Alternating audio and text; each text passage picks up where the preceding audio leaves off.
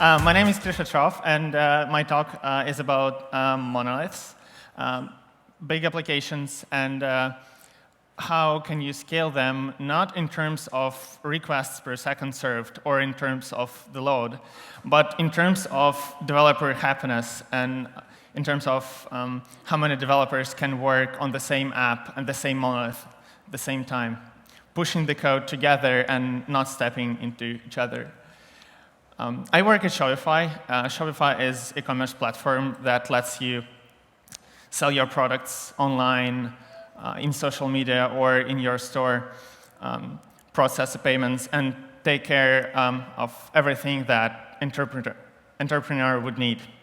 And as you may probably guess, we're a monolith.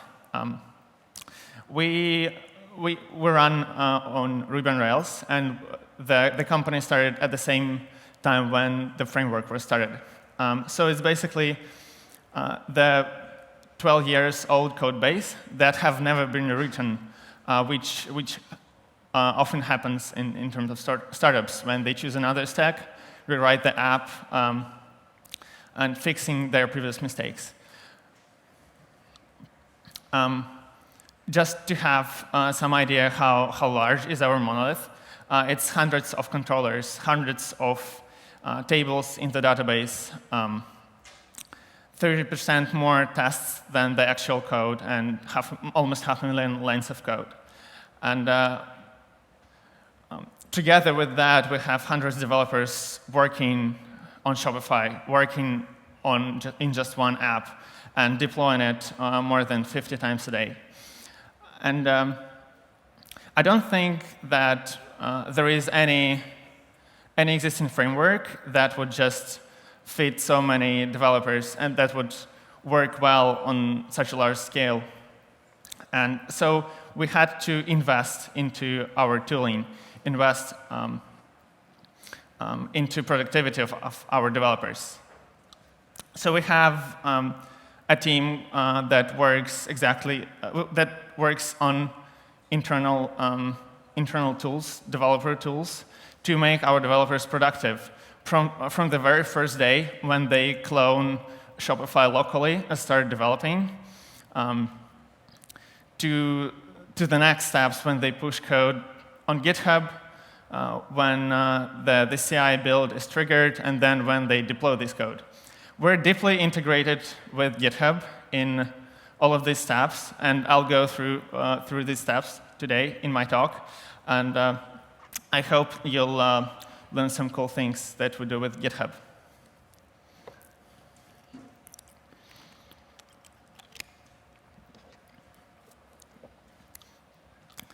We think about this as a foundation with Ruby as a language, the lowest level, and then comes Ruby on Rails, the framework that we are using, and on top of Ruby on Rails, there are our developer tools. Starting from the beginning, the very first day you just started it, you're cloning the repo on your machine, and what you would usually do in a smaller project, you would clone the repo, and you'll see a README describing what databases you need locally to run the app. Then you would install all the dependencies with the commands that you probably copy-pasted from the README, done everything manually, and hopefully it works. Sometimes maybe you'll have some libraries missing, and the steps from README wouldn't work, and you would be frustrated.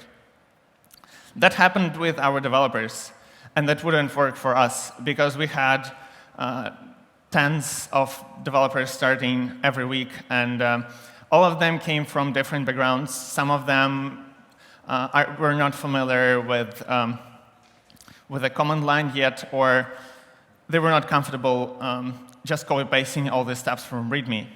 So we thought, what if we put all development environment into virtual machine, so that developers would have this virtual machine distributed with the technology like Vagrant that lets you script the local virtual machine with all the dependencies that you need without messing up on your laptop, on your operating system. But turned out that Vagrant and virtualization adds quite a lot of an overhead, and when developer bootstrapped the virtual machine, it took them an hour or around that just to install all the services that were necessary in this VM. It wasn't very stable, and they had to sync it every week with the production environment to have the same version of MySQL locally in the VM as in production. So we had to explore and rethink it from the scratch to make our developers happier. In fact, we take a survey of our developers about 2 times a year and ask them what are the tools that they're most uncomfortable with. And that year, it was the local environment that they wish would be better. We discovered some technologies like Xivy, which is lightweight and native virtualization for macOS that is now used by Docker for Mac. Compared to bigger VM solutions that we tried before, it was almost zero overhead. We had to create our own wrapper around Xivy that launched all smaller virtual machines with the services that our monolith was depending, like MySQL, Redis, and all the database that you probably know. But solving that would still have another problem to solve. How would developers install the version of the language that they need on the local machine? How would they install all the necessary libraries and don't forget one specific library or a specific version of the library that we know that doesn't have issues? And one of the requirements was that our developers didn't have to code-paste commands from the README to the terminal. So we've put everything into a set of scripts called dev, and all these steps were replaced just by one command. And it's not just a set of hard-coded scripts that you can think of. It's almost a framework. It takes a YAML file with a configuration that describes what the project needs, that describes all the packages, all the databases, and some extra steps to bootstrap the project. And we created that with our monolith in mind, but at the same time, we also have hundreds of smaller apps at the company. So when this framework was ready, we've made all apps at the company, all repos, have this YAML file that describes the state of the system that they want. You just clone the repo, run dev up, and your environment was completely ready for hacking, which is incredible.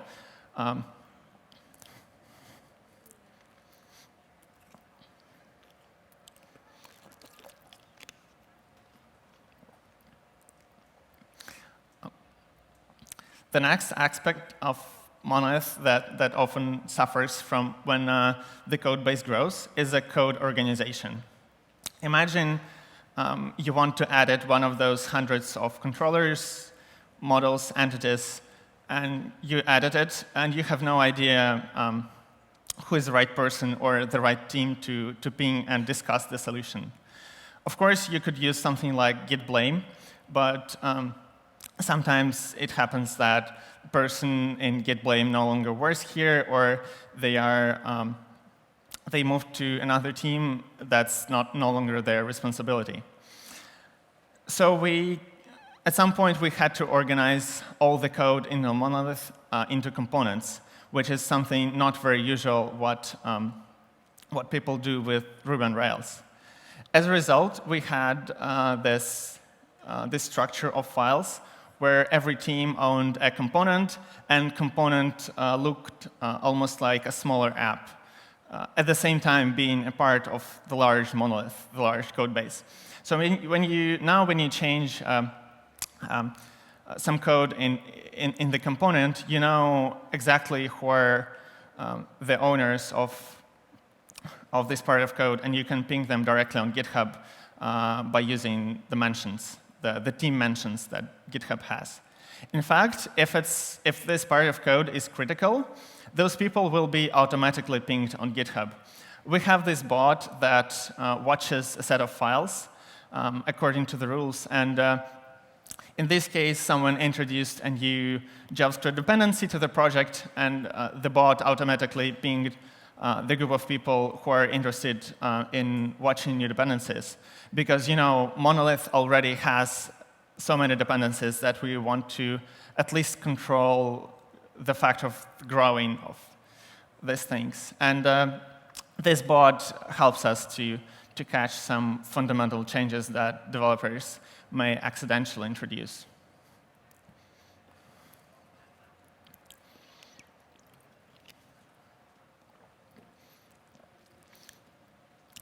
Another sometimes painful thing in large applications, especially Monolith, is continuous integration. You probably all projects and apps started from something small when you had the build time on the CI maybe a couple minutes, and that felt very fast. But with time, the number of tests grows, the build time also grows, and someday you'll realize that your build time is like 30 or 40 minutes, even more, and the feedback cycle for developers becomes so long that developers start being very unproductive if they need to wait 40 minutes for just a typo or a syntax change in the code to see if their build is green or red. In fact, we have 70,000 tests, and we run them for every build. That's a very huge number. There are some available solutions, open source solutions to parallelize the builds. Usually, they're parallelized. The test runners are parallelized by the number of cores on your machine. And the 4x or 8x or even 16x speed improvements are very, very easy to get to, and it's a big step. But for us, it no longer worked. So we had to rethink the whole approach, how we do CI, and how we run the build. This is the screenshot of our own internal CI system. And in this case, it was run in 200 concurrent parallel test runners that were spawned in the cloud. And with that, we were able to run 70,000 tests in just 7 minutes. It works as a big queue, and using the queue allows us to distribute the tests very, very evenly between the workers. So we push 70,000 tests in the queue, and then we assign a couple hundred workers to your build. These workers pull the tests from the queue, and that allows us to distribute the tests in the very even way. After your build passed, it's time to ship the code. And in a large organizations with a large app, it's also easy to create a mass of developers trying to ship their code, sometimes breaking the infrastructure, introducing server disruptions because people wanted to ship their changes concurrently. This is another example of us integrating, maybe even hacking into GitHub in a way that you'll see. So this is the merge button on GitHub that you've probably seen 100 of times. But there is also a thing on this screenshot that you haven't seen yet. It's the merge queue that we have So we extend the GitHub merge window with something that's called merge queue. The merge queue allows our developers to point to the queue, to merge their code, and when you add your PR, when you know that your PR is ready, that it has been reviewed, you put your PR in the code, and your code will be rolled out in the next 5 or 10, 15 minutes. Another cool thing about the merge queue is that we can block our developers from merging the code. For instance, if there is some incident running, we're investigating issues, and we don't want any new code to be introduced to the master branch. So we can lock the merge queue with some message to ask developers to hold and wait for another hour until the issues are resolved. When new code is scheduled for rollout, you'll also get a notification from the chatbot that asks you to be around, watch the deploy dashboard, watch for any new exceptions that can pop up, and in the worst case, you'll just hit the rollback button that works in seconds. And another message when the code is deployed. Many of these tools that I mentioned are open sourced, and I'll have links to all these tools and blog posts about our tooling and GitHub projects at the end of my talk. Another thing that I personally really like about integrating with GitHub deployments API is that in the pull request, you can see how it was merged and then how our bot shipped the changes. This is part of this works automatically for when you use the GitHub deployment API. Another big aspect of large apps of Monolith is upgrades. By upgrades here, I mean upgrading from one major versions of framework to another, or upgrading from one version of the language to another, like Python 2 to Python 3. I know that can be a large upgrade. Same applies to upgrading versions of Ruby on Rails. The usual upgrade strategy for a smaller app would be to create a branch, make changes, see if it works, and merge it, and it's done. That wouldn't work for us at all because upgrades can take several months, and any branch would outdate during these times. And so the only strategy that we had was the dual strategy. The dual strategy means that code in master, well, during the upgrade project going on, the code in master should be able to run on both versions of framework, on the old one and on the new one. Of course, some things may break on the new version, and our customers won't hit that path, but all developers that work at the company at the time of the upgrade, they'll know that there is upgrade going on, and the new code that they introduce has to be compatible with both versions. As a result, around the code, we have these conditionals. If it's older version, do this. If it's a new version, do slightly different things. All these conditions are automatically cleaned up as the upgrade is done. But for us, it's the only way to keep upgrades.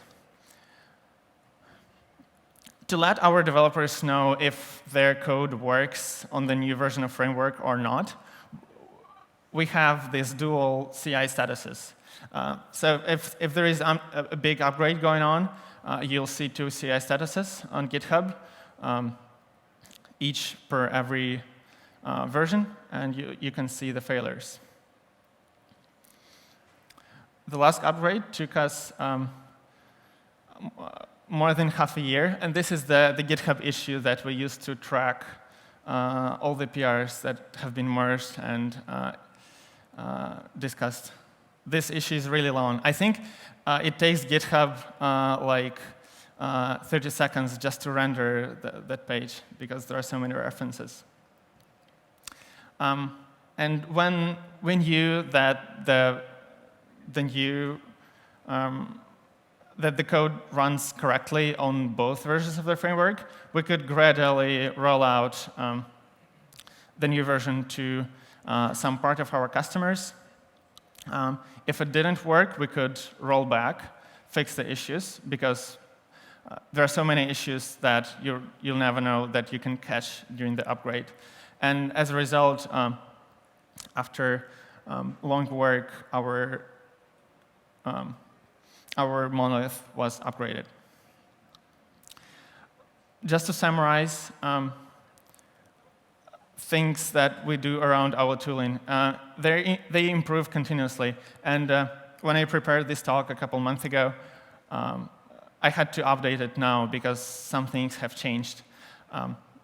We love collecting feedback from our developers, and some year it was the local environment that they felt uncomfortable with.